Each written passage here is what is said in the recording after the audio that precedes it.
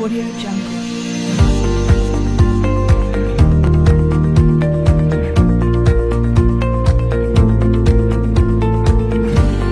Audio Jungle.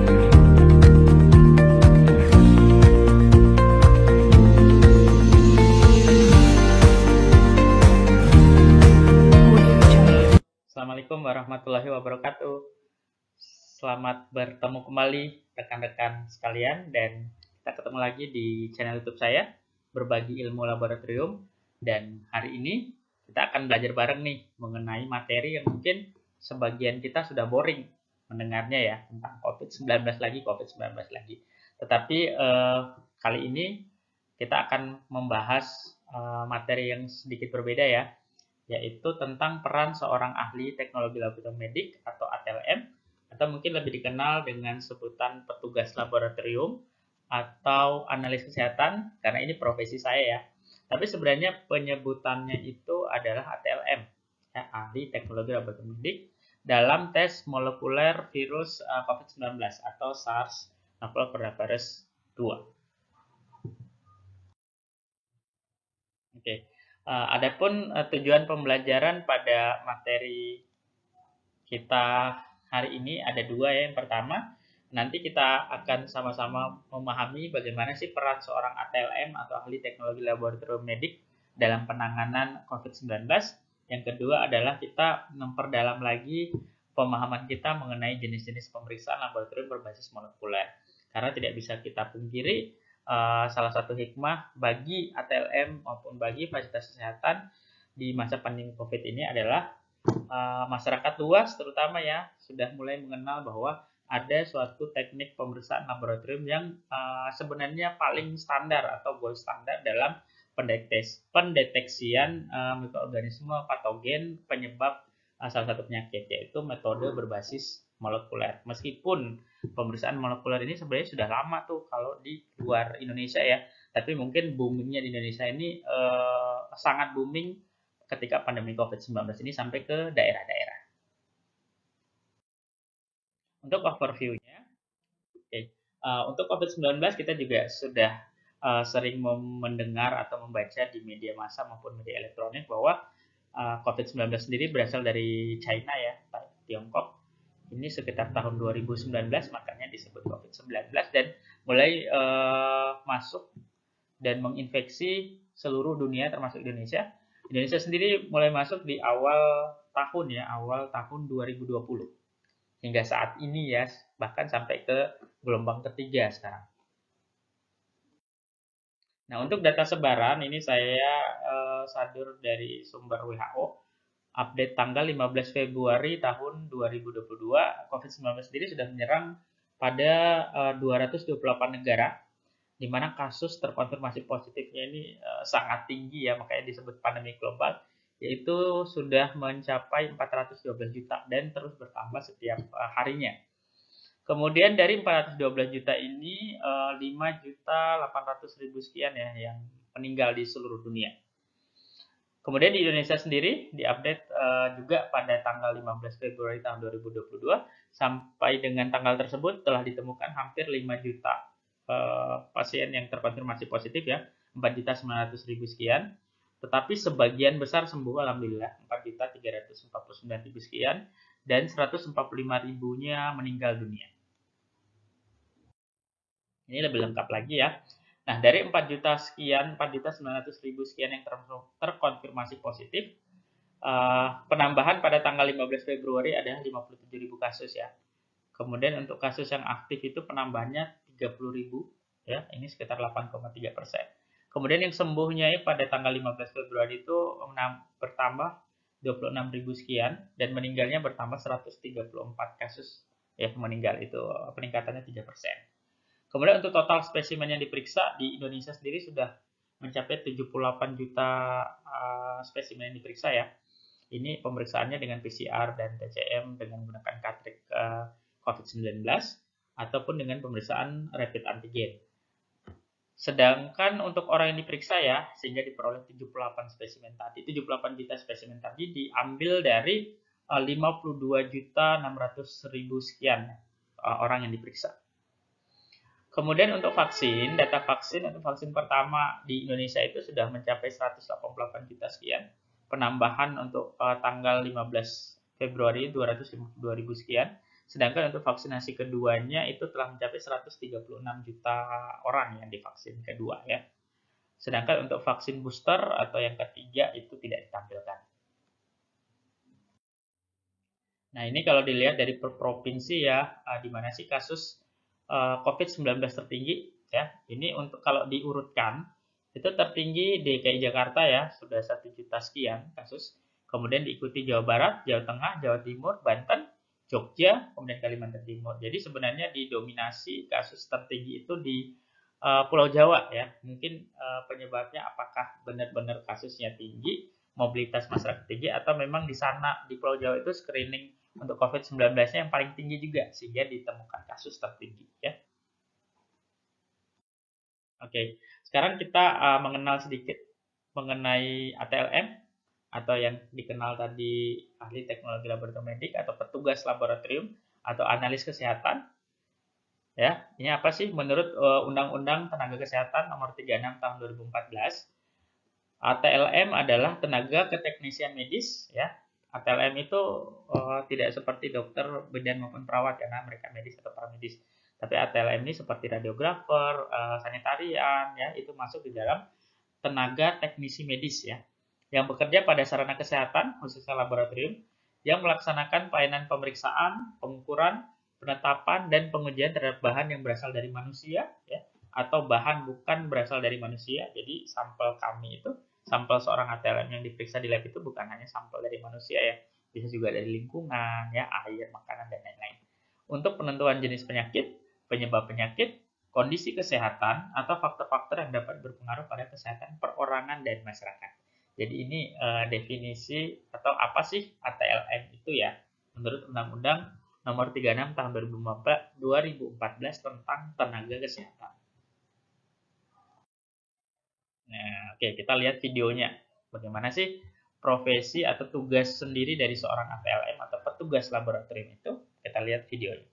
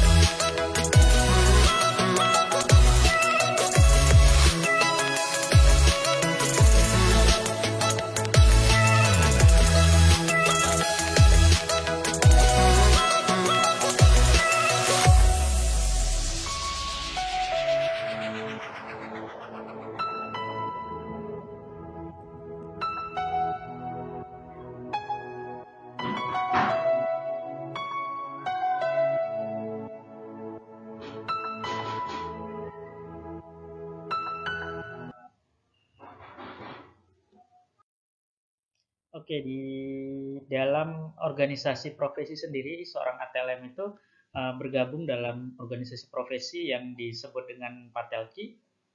Patelki sendiri merupakan singkatan dari Persatuan Ahli Teknologi Laboratorium Medik Indonesia. Sebenarnya Patelki sudah lama nih terbentuk di Indonesia sejak tahun 1986.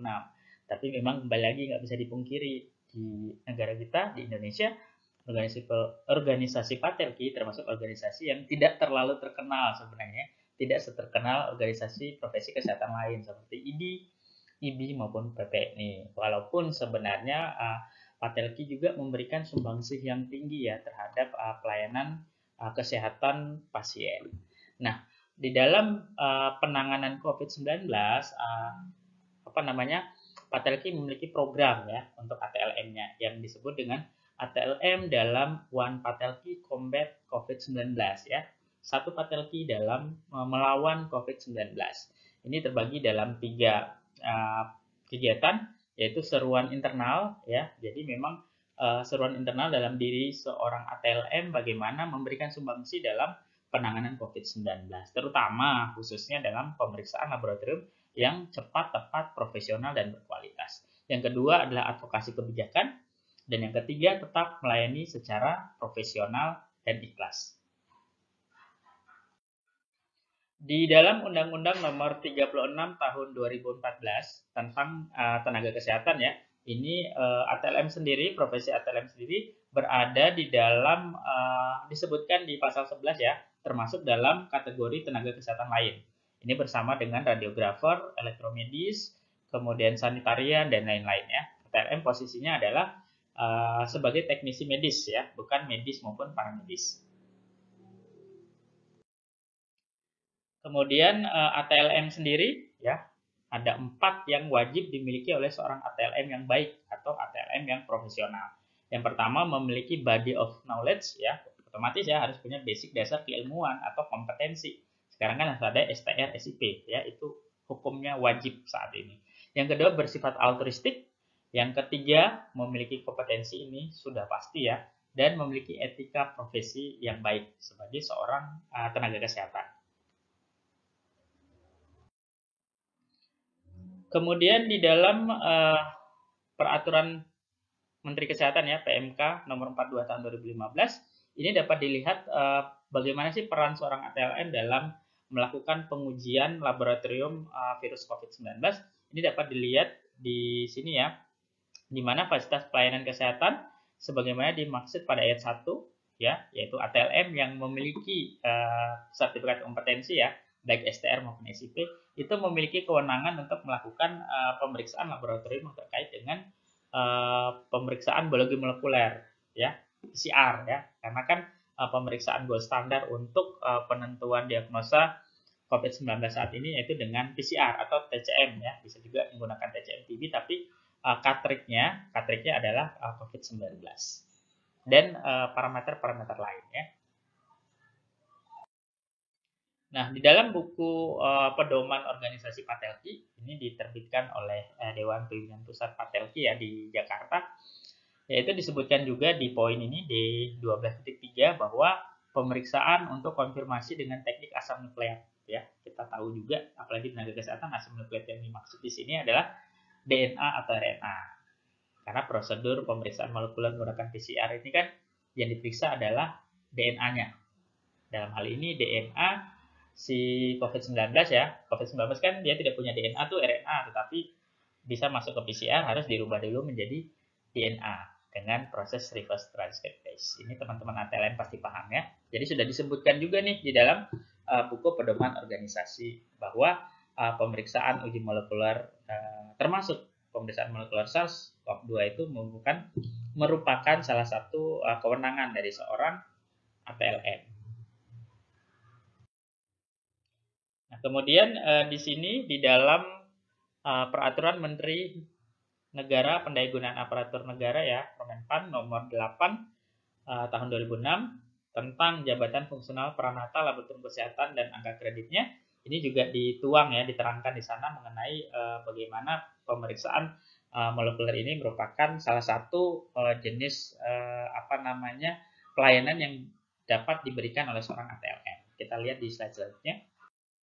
Nah, di sini di pasal 1 di bab 3 ya, ketentuan umum di pasal 1 ini disebutkan apa sih ATLM. Nah, kalau di pemerintahan saat ini belum menggunakan penyebutan ATLM. Nah, ini sebenarnya masih diperjuangkan oleh DPP Patelki di pusat ya, bagaimana penyebutan jabatan fungsional seorang ATLM, terutama yang seorang ATLM yang menjadi pegawai negeri sipil atau ASN ini, jabatan fungsionalnya tidak lagi menggunakan bahasa yang lama ya. Kalau dulu dan sampai saat ini masih menggunakan jabatan fungsional seorang peranata laboratorium kesehatan atau PLK. Tetapi memang dari dulu masukan dari seluruh pihak bagaimana agar jabatan fungsional seorang ASN yang notabene adalah seorang ATLM itu juga sudah harusnya menggunakan kata ATLM. Tapi sampai saat ini masih jabatan fungsionalnya yaitu Pranata Laboratorium Kesehatan ya. Nah, di Permenpan tadi tahun 2006 ini jelas nih ya, dijelaskan dikatakan bahwa seorang ATLM ini memiliki kewenangan atau tupoksi ya dalam atau kompetensi dalam melakukan pemeriksaan berbasis molekuler ya, karena kan kita bahas tentang COVID-19 nih. Di sini di poin ke-7 ini salah satu kompetensinya atau salah satu kewenangannya adalah melakukan pemeriksaan dengan PCR atau hibridisasi ya. Di sini sudah jelas.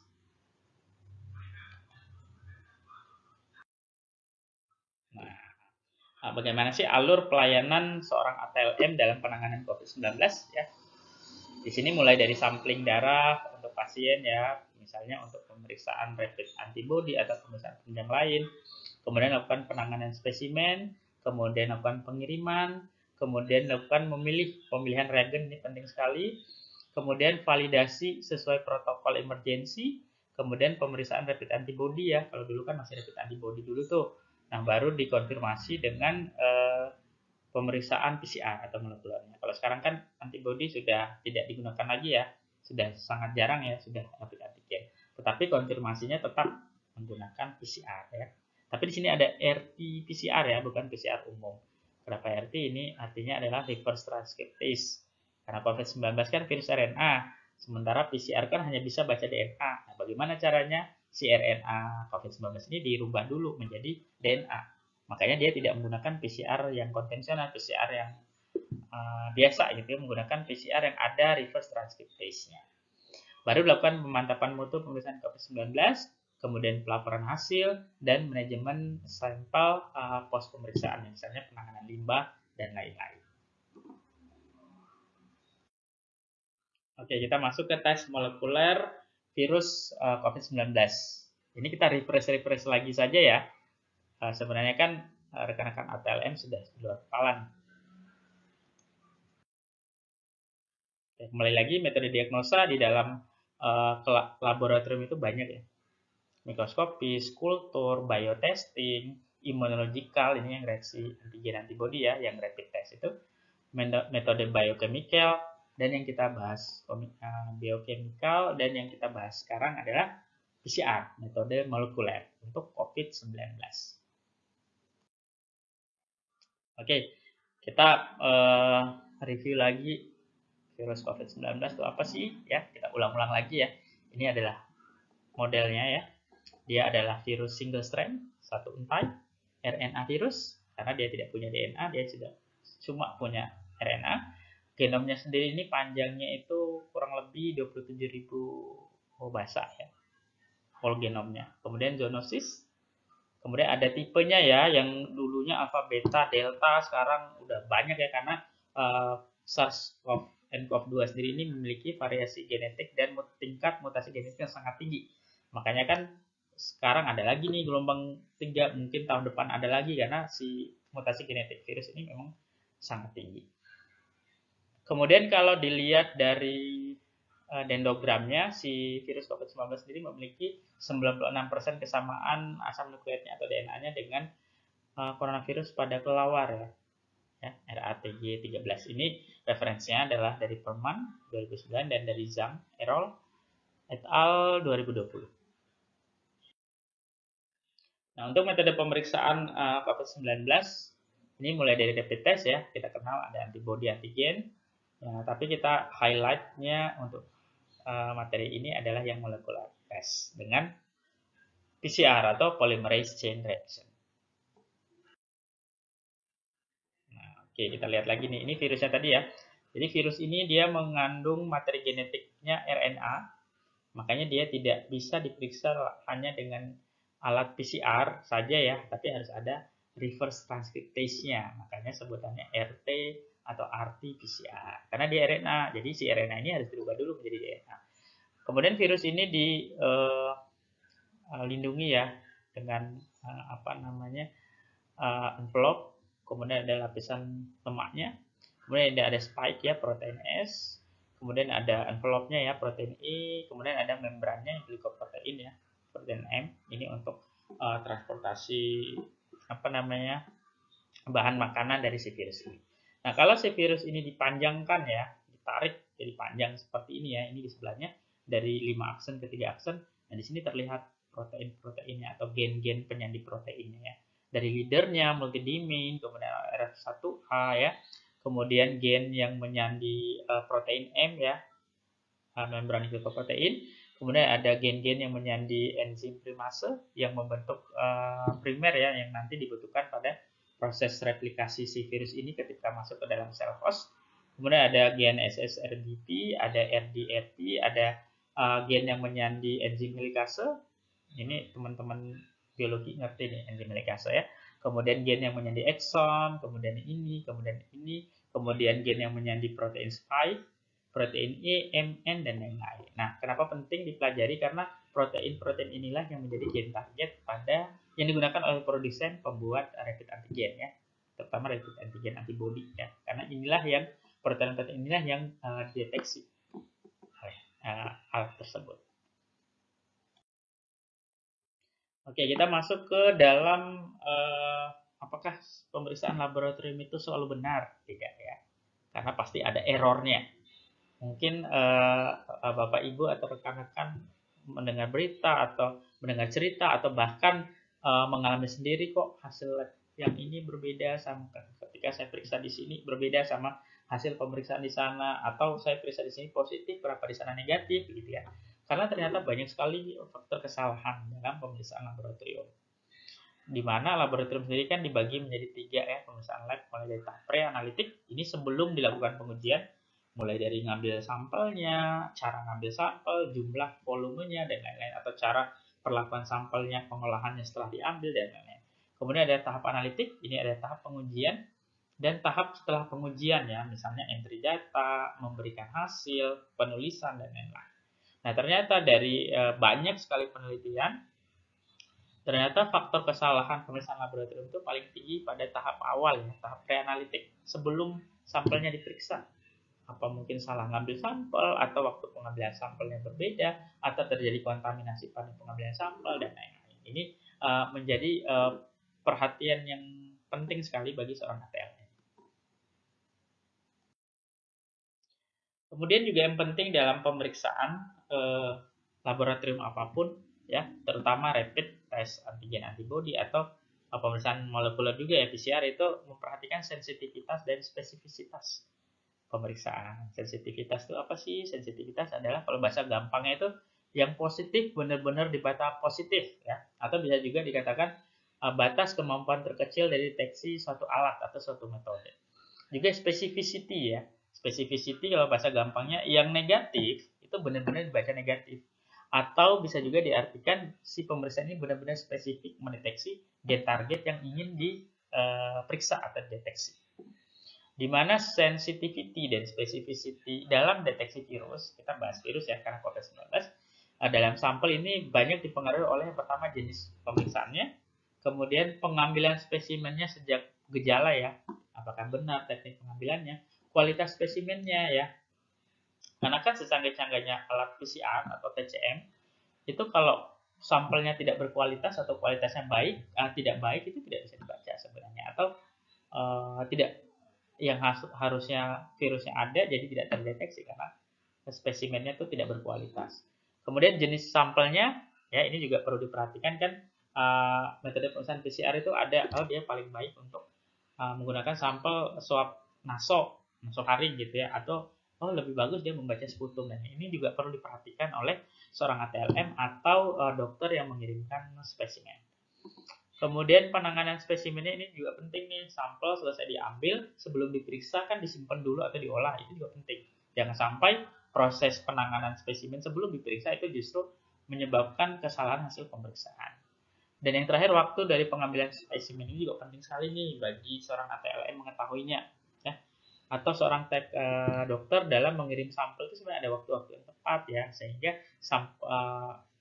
patogen yang dideteksi itu ada dalam sampel. Karena kan bisa jadi pasien ini mengidap suatu patogen, tetapi ketika diperiksa lab negatif, tidak terbaca karena waktu tadi. Ya, ATLM atau dokter harus harus bagus di sini. Nah, untuk COVID-19 sendiri jenis spesimennya Ini berdasarkan ini ya dari WHO ya. Uh, Guidance-nya ini Maret awal ya 2020. Sampel yang paling baik digunakan ada yang pertama dari sampel pernapasan bagian atas ya, yaitu nasofaring dan orofaring swab. Kemudian untuk pernapasan bawah tuh bisa menggunakan sampel sputum atau dahak atau aspirasi endotrakeal ya. Tapi sekarang sih untuk diagnosa umum COVID-19 itu dengan spesimen dari saluran pernapasan atas, yaitu swab naso dan orofaring. Nah, kemudian perlu diperhatikan juga penyimpanan ya. Ini sudah menjadi bahan yang penting sekali karena tadi kan di slide sebelumnya kita sama-sama tahu faktor kesalahan tertinggi dalam pengujian laboratorium adalah tahap preanalitik ya, mulai dari pengambilan sampel, waktu penanganannya, jangan sampai nanti sampelnya sudah berkualitas tapi disimpannya salah gitu ya, tidak sesuai suhunya, terlalu hangat, terlalu panas dan lain-lain. Ini perlu diperhatikan. Nah, untuk sampel naso misalnya, karena ini gold standardnya, sampel naso, swab naso atau orofaring itu suhu pengambilan sampelnya dengan swab dacron ya, otomatis menggunakan VTM. Nanti kita lihat VTM itu apa ya, viral transport medium. Suhu pengirimannya itu adalah suhu 4 derajat Celcius ya. Penyimpanannya jika tidak langsung diperiksa, jika disimpan untuk waktu kurang dari 5 hari itu cukup 4 derajat Celcius, tapi jika lebih dari 5 hari itu freezer ya, minus 70 derajat Celcius. Ini yang perlu diperhatikan. Nah, oke, tadi kita bahas tentang VTM ya. Apa sih VTM? VTM itu adalah viral transport medium atau media pembawa si virus. Ini tujuannya apa sih?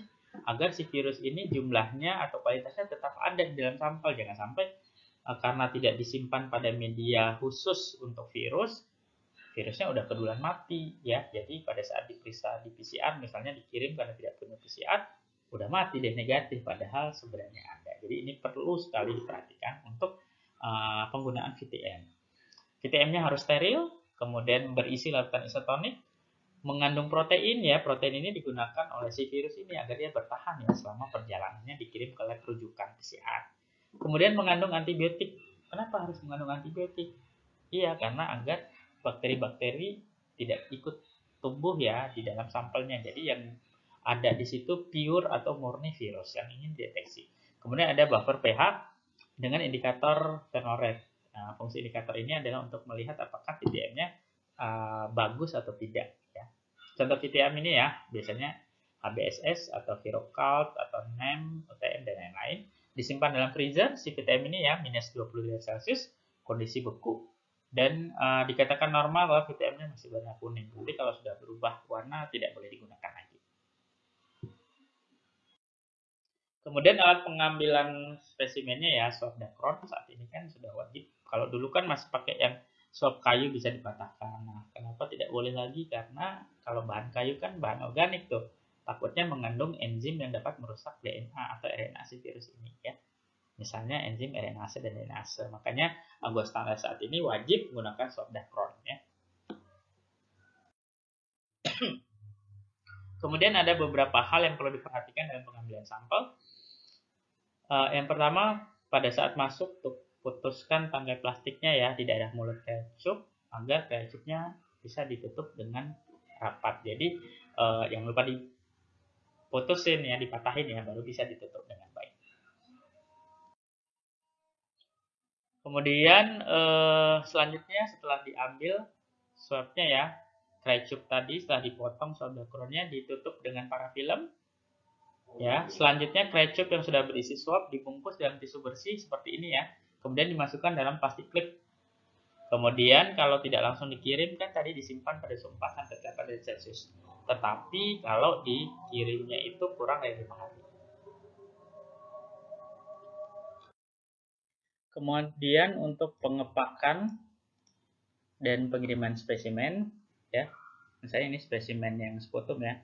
Kemudian ini spesimen swab naso maupun orofaring.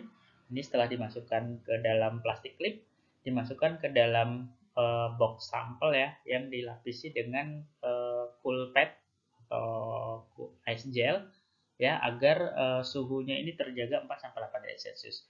Kemudian juga sebaiknya dimasukkan juga indikator suhu ya, indikator suhu sehingga suhunya bisa dipantau di lab penerima spesimen ini. Kemudian dalam box sampel juga jangan lupa dimasukkan data dari spesimen ya, juga dibungkus dengan plastik klip, baru dilakukan pengiriman ke laboratorium rujukan. Nah, kemudian ini ada tabel perbedaan jenis gen target yang digunakan ya. Ternyata di beda negara itu beda gen target PCR yang digunakan untuk mendeteksi COVID-19. Ini mungkin berhubungan dengan variasi genetik dari si virus ini yang berbeda di setiap tempat atau setiap negara ya. Di Indonesia sendiri menggunakan gen target ini ya, gen target protein S dan protein N ya. Biasanya yang paling banyak digunakan adalah gen targetnya gen N. Ini mengikuti dari CDC ya, Amerika Serikat. Ini yang diikuti oleh Indonesia dalam penanganan pemeriksaan PCR-nya untuk protein atau gen targetnya. Nah, kemudian kenapa sih uji molekuler COVID-19 ini gold standarnya adalah PCR ya? Karena PCR ini memiliki banyak sekali keunggulan ya dibandingkan metode pemeriksaan lain. Yang pertama adalah langsung dapat mendeteksi antigen atau materi genetik ya, terutama materi genetik virus. Kemudian sensitif dan spesifik karena yang dideteksi adalah gen spesifik dari COVID-19. Cepat ya, insya Allah cepat. Kalau dulu kan PCR konvensional bisa 4 sampai 5 jam baru hasil dapat dibaca. Tetapi dengan menggunakan real time PCR atau quantitative PCR, sekarang 1 jam, 2 jam itu hasil sudah dilihat. Bahkan nilai CT-nya atau cycle threshold-nya itu sudah bisa dilihat ya, amplifikasi PCR-nya itu sudah bisa dilihat secara real time karena dihubungkan dengan komputer.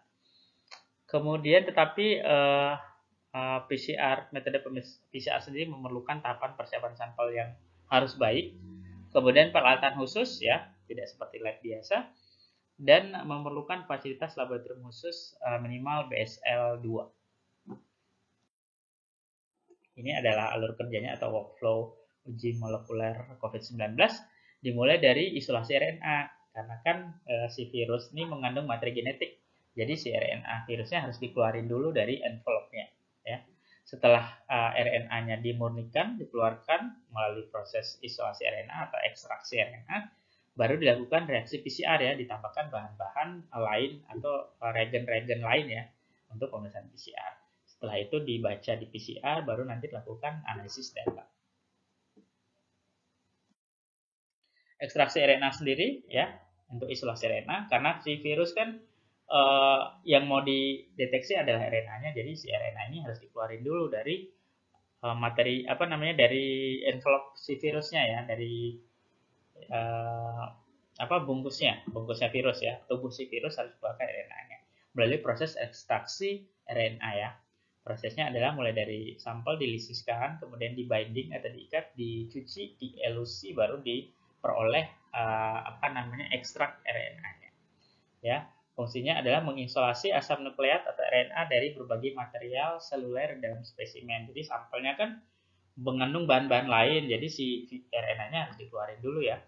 Dilakukannya di BSL 2 ya, biosafety ini ya, level 2. Kemudian fungsinya juga adalah menghilangkan material penghambat yang tidak diperlukan dalam reaksi PCR. Jadi PCR-nya nanti benar-benar murni, yang diamplifikasi adalah RNA atau DNA, RNA virus ya, atau DNA virus ya.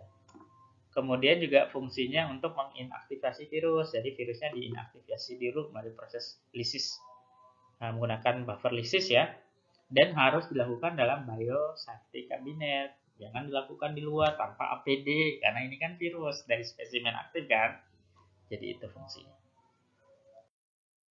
Kemudian PCR sendiri ini ada 2 jenis utama, yaitu PCR tok ya, polymerase chain reaction, dan PCR yang ada reverse transkripsinya. Tadi sudah dijelaskan di awal. Nah, untuk PCR, karena PCR kan hanya bisa membaca DNA nih, mengamplifikasi DNA. Kalau sampel kita adalah DNA, ya bisa langsung kita menggunakan PCR. Tetapi seperti virus COVID-19 atau virus lain yang hanya mengandung materi genetik RNA, ya kita tidak bisa menggunakan PCR umum ya. Kita perlu menggunakan yang RT-PCR atau reverse transcription PCR. Ini fungsi RT-PCR nanti kita lihat di slide selanjutnya. Nah, baik PCR maupun RT-PCR ini ada dua ya. Ada PCR yang konvensional atau bahasa kerennya yang jadul ya. Ini biasanya lama, ini prosesnya bisa 4, 5, sampai 6 jam. Dan hasilnya itu tidak bisa dilihat semau kita. Tunggu reaksi PCR dulu selesai baru bisa dibaca. Dan dibacanya juga tidak langsung ya. Kita harus melanjutkan pembacaannya dengan menggunakan alat namanya elektroforesis. Tetapi yang digunakan saat ini tidak lagi konvensional ya, kecuali mungkin di instansi pendidikan atau penelitian ini masih menggunakan PCR konvensional. Tapi untuk metode diagnosa sudah tidak digunakan lagi ya, sudah digunakan yang real time atau kuantitatif PCR, baik yang PCR biasa maupun RT-PCR. Untuk tahapan utama PCR sendiri ada 3 tahapan utama ya. Ini juga ada sebenarnya saya sudah buat materi juga yang khusus PCR. Semua tentang PCR ada di situ. Jadi untuk materi ini saya singkat-singkat saja ya. Tahapan utama PCR ada 3, yaitu denaturasi. Denaturasi ini adalah proses pemanasan ya, suhu tinggi dia sampai 95 derajat Celcius.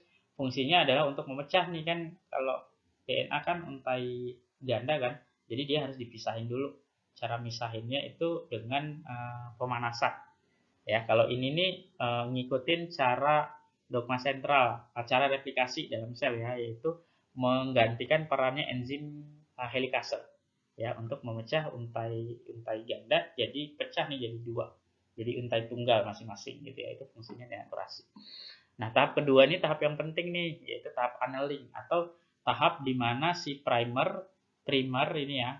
Ini adalah primer namanya ya, ada di bahasan materi saya sebelumnya, menempel dia. Kalau dia spesifik memang COVID-19, mengandung virus COVID-19, maka si primer yang spesifik mengandung gen COVID-19 ini akan nempel. Tapi kalau tidak ya tidak akan nempel dia, makanya hasilnya negatif. Tetapi kalau dia memang si sampel ini kan sampelnya nih, kalau dia memang mengandung COVID-19, maka primer ini kan reagen yang ditambahin di PCR ya, dia akan nempel karena dia komplemennya atau cocok dengan gen-gen penyandi si virusnya. Nah, tahap ketiga adalah elongasi. Nah, setelah si primer ini nempel, yang ini nempel dari sini, ini nempel dari sini.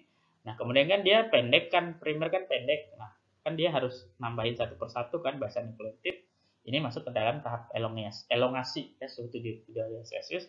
Nah, di tahap elongasi ini masuklah suatu enzim namanya DNA polymerase.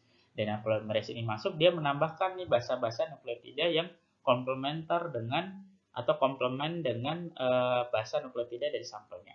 Misalnya di sini kan primernya berakhir sampai sini nih, ke sini. Nah, setelah sini ada basa G. Nah, si DNA polymerase menambahkan basa yang komplement dengan basa guanin, yaitu sitosin. Diambil sitosin oleh DNA polymerase, ditempeli di sini. Begitu seterusnya sampai dengan ujung sini. Itu ya tahapan utama PCR. Ada 3, yaitu denaturasi, annealing, dan elongasi. Nah, kemudian PCR ini kenapa sangat gold standar ya, karena dari jumlah sampel yang sedikit saja, dari virus yang sedikit saja, dia bisa berkali-kali lipat jumlahnya. Karena dalam satu kali proses PCR itu terjadi siklus bisa sampai 45 kali ya kalau di real time PCR. Ya bisa 45 kali. Nah, dari jumlah sampel yang sedikit, DNA sedikit, dia bisa diperbanyak nih. Ini contohnya ya, dari satu untai ganda DNA dari sampel ini bisa, kalau dia 35 siklus saja, dia bisa mencapai 34 miliar kopi. Karena kan PCR sendiri fungsinya memperbanyak atau mengcopy DNA. Jadi dari satu DNA saja, kalau diproses atau diamplifikasi PCR selama 35 siklus, itu dapat menghasilkan 34 miliar kopian DNA. Itu luar biasa kinerja dari si PCR. Nah, reverse transcriptase apa sih? Karena kan kita tidak menggunakan PCR biasa nih. Kalau PCR biasa kan langsung baca DNA. Kalau COVID-19 atau virus HIV itu kan virus RNA. Nggak bisa baca dia PCR. Kalau pakai PCR biasa, dia harus dirubah dulu nih si RNA ini menjadi DNA menggunakan proses reverse transkripsi. menggunakan enzim reverse transcriptase ya. Nah, di mana reverse transcriptase PCR atau RT-PCR ini digunakan untuk amplifikasi DNA, karena dia kan bisa baca DNA, tetapi template-nya RNA. Contohnya dari virus yang hanya mengandung materi genetik RNA, seperti COVID-19.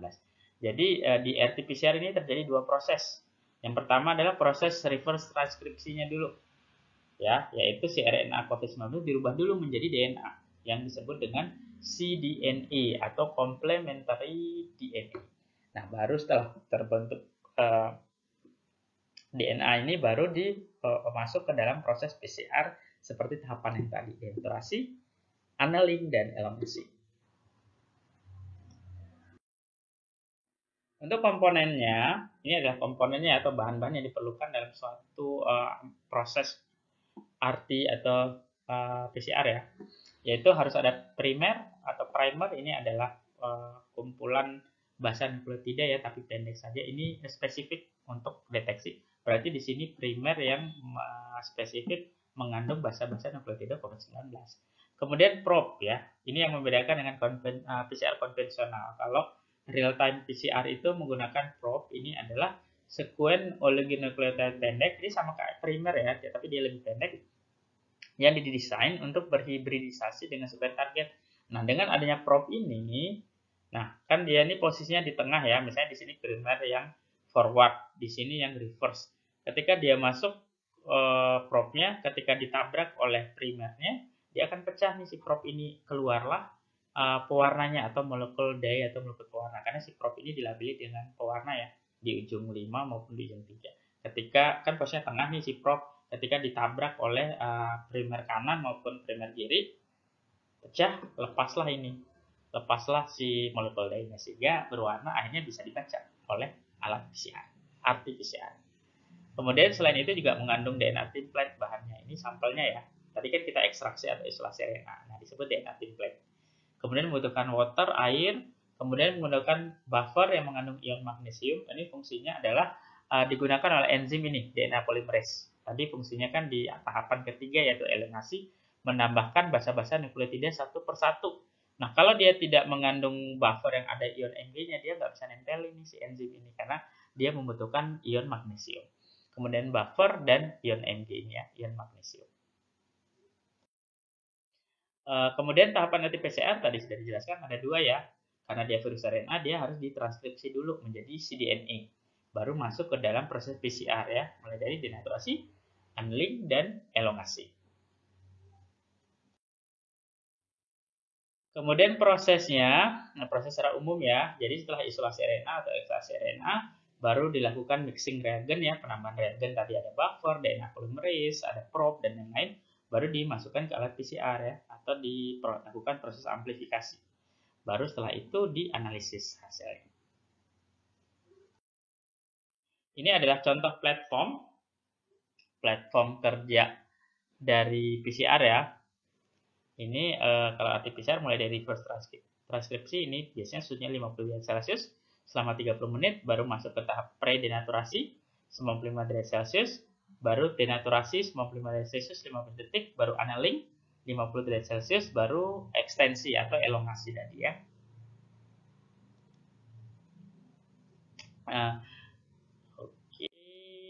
Nah, ini adalah workflow atau alur kerja workflow dari yang real time PCR ya, mulai dari persiapan spesimen, kemudian masuk ke alat PCR ya, baru deteksi fluoresen, kan tadi mengandung probe ya, ketika primernya spesifik, sampelnya mengandung virus yang dideteksi, dia kan nempel nih di intai-gandanya, jalan, ditambahin satu persatu oleh DNA polymerase, dia nabraklah probe yang ada di tengah, baru keluarlah, pecahlah molekul pewarna dari si probe, makanya terdeteksi fluoresensnya, baru dianalisis ya. Ini adalah kurva amplifikasi dari real time PCR, baik real time PCR biasa maupun RT-PCR ya, ini ya. Ini adalah threshold. Threshold ini adalah berada di atas baseline sinyal fluorescence. Sinyal yang terdeteksi di atas threshold adalah sinyal digunakan dalam menentukan nilai threshold cycle atau CT. Makanya pada interpretasi hasil PCR kan atau TCM kan kita sering mendengar kata CT, nilai CT ya, nilai CT rendah atau nilai CT tinggi katanya. Kalau nilai CT rendah berarti virusnya banyak, katanya viral load-nya banyak, atau kalau CT-nya tinggi viral load-nya rendah, jadi yang berbanding terbaliknya ini.